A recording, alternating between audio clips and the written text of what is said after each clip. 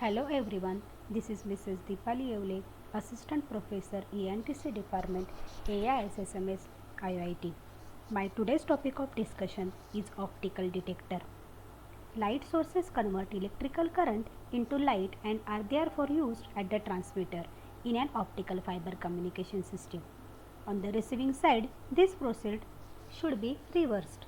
That means light should be converted back to electrical signal, and this is done by using optical detectors. So first of all, we will define optical detectors. Optical detectors are the optical components that convert light signal incident on them back to the electrical signal. Examples of light detectors are the pin photodiode and the avalanche photodiode. Now we will discuss requirements of good optical detectors. High sensitivity at operating wavelength. This is the most important requirement of good optical detector. High fidelity to reproduce the received signal with fidelity. The response of the photodetector must be linear. Large electrical response to the received optical signal. Quantum efficiency should be high. Short response time to obtain suitable bandwidth. Single mode fiber supports gigahertz. Using wavelength division multiplexing, it can be extended up to few terahertz. Minimum noise introduced by the detector. Dark currents, leakage current must be low. Stability of performance characteristics that should be independent of ambient conditions. Small size for efficient coupling to the fiber. And lastly, low bias voltage should not require excessive bias voltage for its operation. Now we will discuss characteristics of optical detector. First characteristic is responsivity. Responsivity of a light detector is defined as the ratio of the output current to the input optical power, and its unit is amperes per watts. Responsivity is specified for a particular value of wavelength. It is measure of conversion efficiency of a photodetector. Its value should be as high as possible. Next characteristics is dark current. Dark current is defined as the small current flowing through the photodetector in absence of any light input. It flows due to thermally generated minority carriers. It increases with increasing temperature. Dark current should be as small as possible. Transit time or drift time. It is defined as the time taken by the light induced carrier to travel across the depletion region. Transit time should be as short as possible because it determines the maximum possible data rate of the photodetector. The next characteristic is spectral response. It is defined as the range of wavelength values that a given optical detector will respond to. Then light sensitivity. It is defined as the value of minimum optical power a light detector can sense and produce a usable electrical output signal. Light sensitivity is measured in dBm and it is specified at a particular wavelength. Quantum efficiency neta. It is defined as the ratio of number of newly generated charge carriers to the number of incident photons. So neta is equal to number of newly generated charge carriers divided by number of incident photons. The next characteristics is noise. The noise is present in the optoelectronic systems as well. The two types of noise that affect the optoelectronic system are short noise and thermal noise. Now we will study two types of optical detectors, pin photodiode and avalanche photodiode. The pin photodiode. Now here we will discuss construction and operation of pin photodiode. The construction of a pin diode is shown in the figure. A nearly pure lightly doped N-type of semiconductor layer is inserted between the heavily doped P and N layers. This layer is called as intrinsic layer or I layer, and the device is called as PIN pin photodiode. The intrinsic layer is made thicker so that almost all the photons which pass through the junction are absorbed within this layer. Now operation. The light which is to be converted into electrical signal is made to fall through a very small window on the intrinsic material of the photodiode. The photodiode is reverse biased. Photons enter the depletion region and encounter with the atoms within the depletion region. They generate electron hole pairs inside the depletion region. Due to the reverse voltage applied across a photodiode, these pairs are drawn across the junction and leakage current proportional to the light intensity starts flowing. Thus, light is converted into electrical current.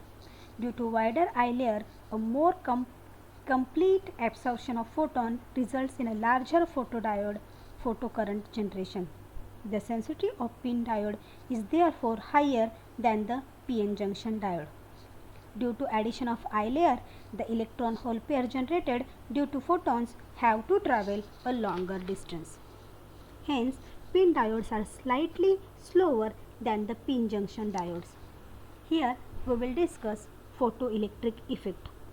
The light or photons incident through a small window of PIN diode is absorbed by the intrinsic material. The absorbed photons import their energy to some of the valence band electrons and cause them to shift from valence band to the conduction band. Thus, electron hole pairs are created inside the intrinsic region. These are optically generated carriers that constitute the photocurrent. To cause the photocurrent to flow in the PIN diode, the light of incident energy must be absorbed to impart sufficient energy to the valence electrons to jump across the energy gap as shown in the figure. Now we will discuss advantages and disadvantages of PIN diode. First advantage is they have a shorter transit time. So these diodes are faster than avalanche photodiode. Second advantage is they produces less output noise. Third advantage is a low reverse voltage is required to be applied across the PIN diode for its operation. And fourth advantage is it can support higher data rates as compared to avalanche photodiode. Now we will discuss disadvantages of PIN diode. PIN photodiode is less sensitive than avalanche photodiode. PIN diodes need higher additional amplification. So these are the few disadvantages. Now we will discuss the responsivity versus wavelength for ideal silicon photodiode. So this curve indicates responsivity versus wavelength for silicon photodiode. So ideal photodiode and typical photodiode. So responsivity is a linear curve, responsivity versus wavelength. This is the VI characteristics for the photodiode. So we know we are applying reverse bias for the PIN diode. So this curve indicates current versus reverse bias voltage applied to the PIN photodiode. Now we will discuss avalanche photodiode. So this diagram is for construction and operation of the avalanche photodiode. The construction of an avalanche photodiode is as shown in the figure. It has a PIPN structure. Light enters through a thin N layer. Light enters to the thin layer which is heavily doped.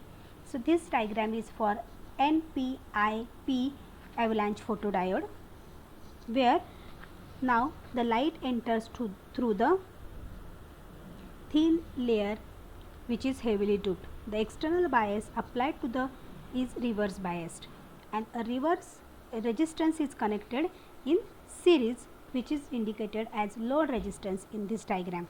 Now operation.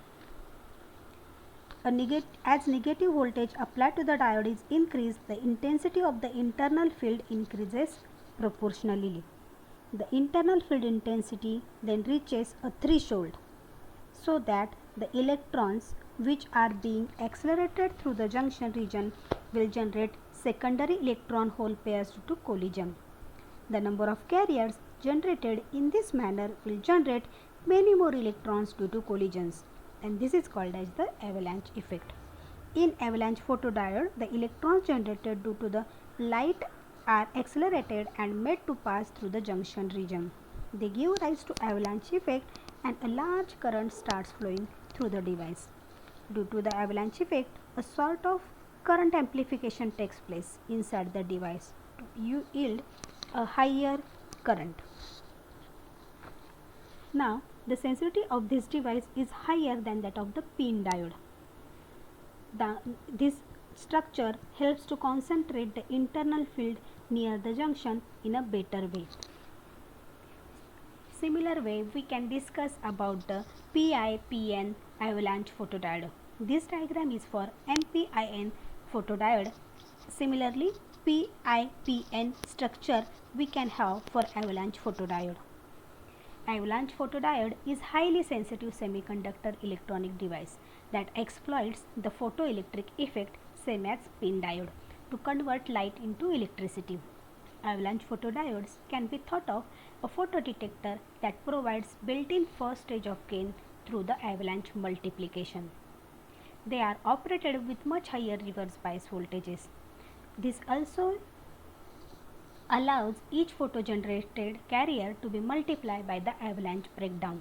This effect is known as impact ionization or avalanche effect, resulting in internal gain within the photodiode, which increases effective responsivity of the device. Now here we will discuss advantages and drawbacks of avalanche photodiode. Advantages: increase in sensitivity of between 5 and 15 dB over PIN photodiode, wide dynamic range and need less amplification. So these are the few advantages of avalanche photodiode. Drawbacks: fabrication difficulties due to their complex structure and hence increased cost. Random nature of gain mechanism, which gives an additional noise contribution, and they are requiring high bias voltage for their operation. Gain varies with temperature and hence temperature compensation is necessary to stabilize the operation of the avalanche photodiode. So this is nothing but the comparison between the PIN and the avalanche photodiode. First of all, if we consider the construction, we know that the construction is obviously different for PIN and APD. You can have PIN for PIN photodiode and you can have PIPN for avalanche photodiode.